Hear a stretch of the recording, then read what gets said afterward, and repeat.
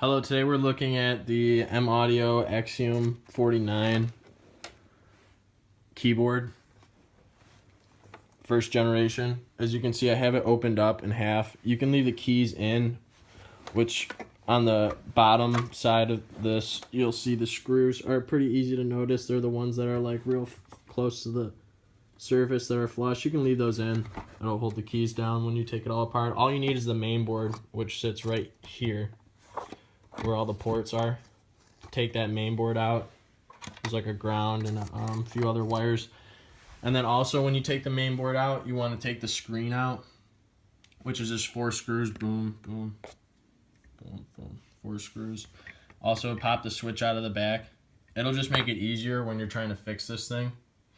So you can just flip the switch with your power plugged in, and you'll be able to see if the screen comes up. The numbers on the screen come up, so you know if it's fixed or not, rather than trying to put the whole thing back together and then like taking it apart, because this took me like 3 or 4 tries to get it right.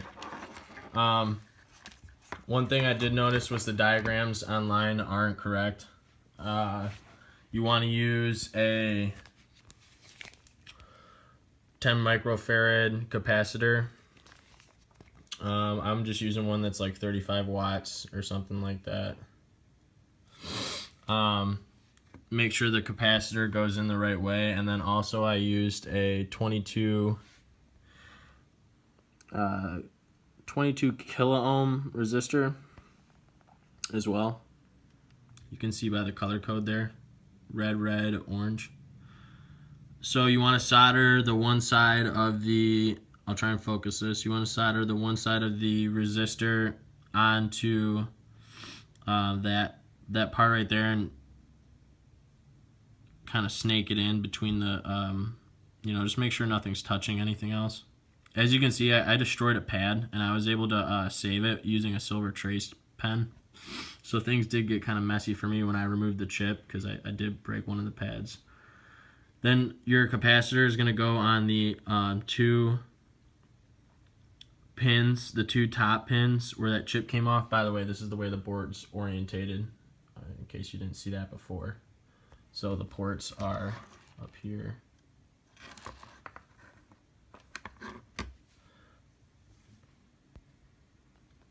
So I'll get another close-up so you guys can really see this.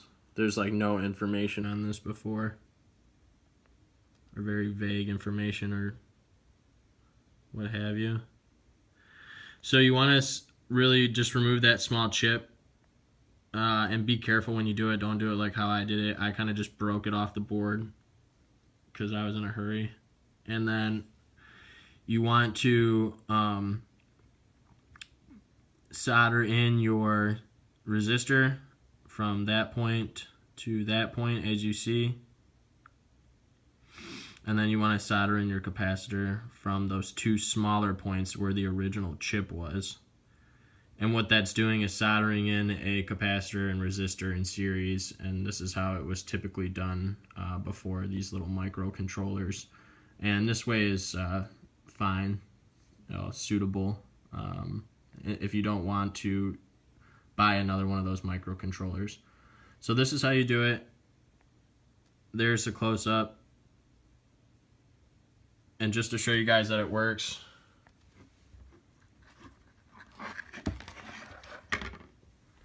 I just found an old power supply from like a, it's just like a router or something like that. It puts out 12 volts with the positive in the center at 2.5 amps, which is a little more amperage than required, but it matches 12 volts, so it'll be fine. It's not going to do anything.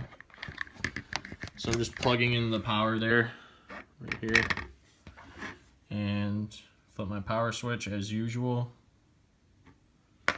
And just to show you, there they are. Flip my power switch. Ba-boom. Okay. So simple fix. You could probably do it in like half an hour to an hour maybe if you're skilled at electronics. I have like very little. I just have a little kit here. You can do this at home. Like I said, I had to buy a silver trace pen because I messed up and I lifted a pad. So if you don't even do that, you can do it in like a half an hour. This was not hard. Axiom 49. This will work for Axiom 25, Axiom 61, Axiom, whichever board has that little micro reset chip that typically fails. So there it is. Oh, this is upside down, sorry. Alright guys, thanks for watching.